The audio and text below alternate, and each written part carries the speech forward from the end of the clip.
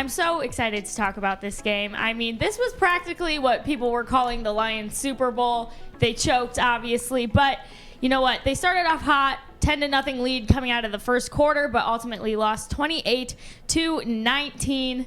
Jeff, your initial thoughts on the game, please. Yeah, the Lions had a lot of positive things go their way yesterday. We'll start with the fact that they had more total yards than the Rams, which was something that I did not expect. I mean, me and Adam sat up here and both agreed that they would lose by over 4 or 5 touchdowns. I mean, Adam picked maybe a little more than that, but nonetheless, you got the point. The Rams were supposed to come out, beat the brakes off the 0-6, not 0-7 Lions, but the Lions came out and they fought. I mean, besides the one, 66-yard DeAndre Swift receiving touchdown, which, we got a little lucky with. Jared Goff didn't make, we didn't score besides that. It was all field goals. But nonetheless, the defense was competitive.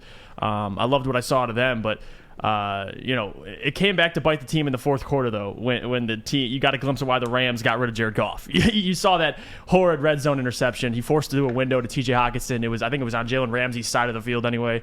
So it was just an ill-advised throw. But the Lions kept this game extremely close. With the help of a couple Madden-esque fourth down conversions, like ridiculous cat out the bag plays that, you know what, I like out of Dan Campbell, not when you have a good team, but when your team is fighting in the trenches and you understand that, listen, we're supposed to lose by this team by a lot. I think the Lions were plus 750 on the money FanDuel, line, and yeah, it was ridiculous. So he said, you know what? F it. We'll convert fourth downs, and look at, they were 3 for 3 until that. I said this when the year started, man. I was like, this team has nothing to lose. No, they're try and win the game. They're going to play it with an effort mentality. And on 100%. Sunday, you saw them play Madden. They were playing a video game. Yep. They stole 3 possessions, and let's be really honest, okay? They stole 3 possessions from the Los Angeles Rams. If they don't do that, this is likely a 45-19 football game. Yeah. Maybe even less for the Lions on the scoring side. Jared Goff is Jared Goff. What do you guys want me to tell you this morning? I told you he's a bridge quarterback. Adam, he's won playoff games. Can we stop this now? I'm going to be very, very complimentary this morning, actually, about Dan Campbell. But it comes with just a minor question, but I'm curious, honestly. And I hope somebody here can answer, but I don't think none of us can right now. But does this team do anything great from a coaching standpoint? Like, is there like one thing you can point out week to week where you're like, oh, wow, that was really good. We can replicate that next week?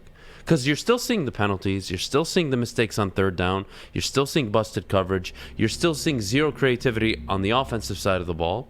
But for some reason, it makes no sense that they're in these football games. They're in these football games, Jeff, they shouldn't be. And this isn't just, an occurrence, 2 weeks, 3 weeks into the year. We're 7 games in now, and this team just has a knack of being in football games. And football games, honestly, they shouldn't be in. And I think that's really a compliment to the coaching staff. So I think there's that. Now, how does that translate over time when you have a better roster, when you have the quarter? I'm not sure how it translates. All I know is right now, I can't pick out a great thing they do outside of somehow managing to stay in games, honestly, they have no business being a part of. It makes no sense. It's impressive.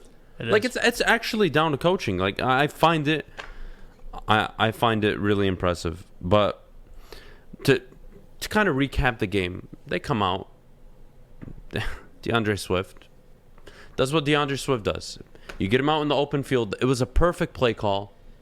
You called a screenplay on a blitz. There's no more dangerous play in the NFL than calling a screenplay on a blitz. It absolutely just takes away the pressure for the rest of the game. Like, teams will second guess blitzing, knowing that you're willing to call a screen pass. So they go up and then they recover an onside kick. And then they go down, get a field goal, and then they allow Los Angeles to go down. They get a field goal. You're up 10-3. You're like, okay, we're feeling good about this right now. And the Lions get the ball back. And what do? They fake punt it. Not only once, they do it twice. They just didn't give a F, honestly. It was unbelievable to watch. It was a circus. It was hilarious. Like, I actually enjoyed the game a lot. Glad it wasn't a blowout. Let's be fair. I mean, I was one of them. I was one of the people that said, like, this could be really bad. But in context, damn near would have been. I mean, you didn't take 3 possessions away from Matthew Stafford and the Rams. I mean, they were 9-13 on third down. Stafford, again, throws for over 320 yards, 3 touchdowns, 0 interceptions. The third time he's done it in a Los Angeles Rams uniform. You know how many times he did that in his 12 years in Detroit? 5 times. I don't know. I'm not sure. I do want to compliment the Lions for showing again that they fight and all this. Like, okay, I'm getting tired of the fight thing, but I'm noticing a trend that I can actually compliment the coaches on, because I can't give them the only coach that really deserves like praise week to week. I think has been Aaron Glenn. Of the 2 coordinators, he's done the much better job given what he's working with. He seems like the guy that's being more creative. He's the one drawing up blitzes and disguising them and hiding them in ways that are actually throwing off offenses, which is what you want to see out of your coordinator. And then you look at the head coach. He somehow not only has his team playing week to week, and let's be honest, they know they're not great, and they're still finding a way to come out, and it's not just about competing. They're actually somehow staying in these games. I don't get it. Like I don't get how they're doing it. It's a compliment to their head coach. It's a compliment to the coaching staff in general. It's a game they probably should have been murdered, but you know what? They weren't. And they were up early. You take away the 10 points early on in the first 3-4 minutes. They lost 28-9. So the game kind of went how you expected it to go, but it was nice to see them come out and really, really show like, hey, we're here to play football. And at least try to control the time of possession. I mean, they controlled it, but they still ended up losing, to your point. So it was their original plan. Listen, keep Matthew Stafford off the field, because you know what happens when he's on the field. But I want to say something about the defense. They did a good job yesterday of stopping the run. They only allowed, 30 rushing yards for Darrell Henderson, who's been pretty good all year. So that's a positive. I think the Lions are dang near 30th in rushing defense. So that was something new that we've seen. And another thing I want to bring up is Penei Sewell and his fight. I mean, listen, the offensive line overall, I mean, Aaron Donald got quarterback pressures, didn't have a single sack. It was really Jalen Ramsey who was in the backfield, and he had the pick in the red zone from Jared Goff. It was really, they got, did a good job on Aaron Donald. I thought Penei Sewell played a pretty good game. He got in a little skirmish with Aaron Donald. No. Don't undersell it. He didn't just play a pretty good game. He had a very good game. Yeah, I mean, he did. Look, yes, he wasn't responsible for Aaron Donald.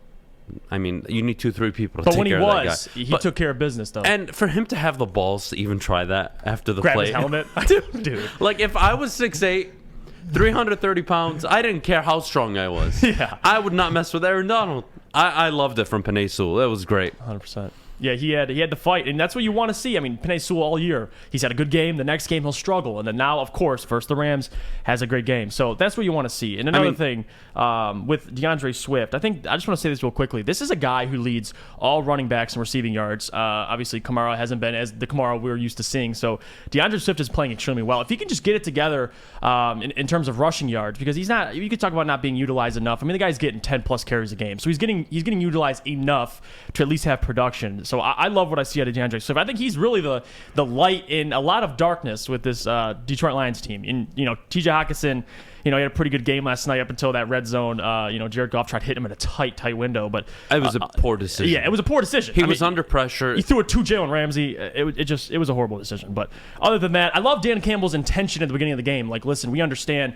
Keep Matthew Stafford off the field. Like, I love it. I mean, it shows you're at least. They kept the entire Rams sideline on their toes. Like, what the hell is Sean going on? Sean McVay was doing the forehead rub the whole game. Sean McVay, if you paid attention to the sideline, after the first fake punt, Sean McVay was like, all right, you got us. Yeah. Yeah. Ain't happening again. Cool. Goes and talks to his special teams coach. Everything seems okay. They do it again. And Sean McVay, the face he made, my goodness, the anger coming out of him. It was kind of funny to watch, but yeah, I know, he was so mad. And people were saying, I saw our guy Maz tweet, the Wonder Boy got out coached. I'm like, all right, let's slow down a little bit. No, I don't think he got out coached. Again, this is where the Lion fan base kind of like gets a bit ridiculous. Yeah, they didn't outcoach. Dan coached a They decent game. They outcoached the Rams for 5 minutes, and it was the first 5 minutes of the game. And the rest of the game, the Lions were able to do what we all know they can do well, run the football, and they showed that you can run against the Rams' defensive front, which is impressive. But they have Jared Goff, and that's what Jared Goff gives you guys. Sorry. 100%. That's Jared Goff. You'll get down the field. When you rely on your quarterback dumping it down every single time and getting it down the field one play at a time, 4 yards here, 4 yards here, 5 yards, it's exhausting. It's mentally exhausting to ask your quarterback to drop back 8-9 times, try to read the coverage, and dump it underneath. I mean, it was a bad performance from Jared Goff. The receivers, guys, Amon-Ra St. Brown, Golden Tate himself, right? That's what you guys like to call him, right? Keep telling me he's Golden Tate. I understand he's a rookie, but you're the ones holding him accountable and to that expectation. It makes no sense to me, that standard that he should be this good this early on. I don't understand it. Khalif Raymond was the only wide receiver with more than one catch. Bobby Price had more catches than Amon-Ra St. Brown, and he's a defensive player. So it's all right, though. Give him some time. I get what you're saying, though. You got to hold him accountable. They didn't out-execute the Rams. No, they didn't. Did someone say they that? were Are 9 you of serious? 13 on third. The Rams were 9 of 13 on third down. If they out-executed the Rams, they would have won the football game. Can we stop this? They had a great opening 5 minutes. They pulled everything out of the book. They totally caught Los Angeles off guard. It was exactly what you would have expected. And what did they do? Well, then they have an average quarterback. And what happens? You can't execute when you have an average quarterback. Yep. And when you have a great quarterback like the Los Angeles Rams do, you go 9 of 13 on third down, you execute, and you score touchdowns, not just field goals. And That's the difference. You didn't out-execute the Los Angeles Rams. You out-coached them for the first 3, 4, 5 minutes. That was great. But no. I won't give them out execute because you saw the LA Rams have not attempted a 2-point conversion all year. They attempt one. Matthew Stafford flawless. Go right to Robert Woods for the 2-point conversion.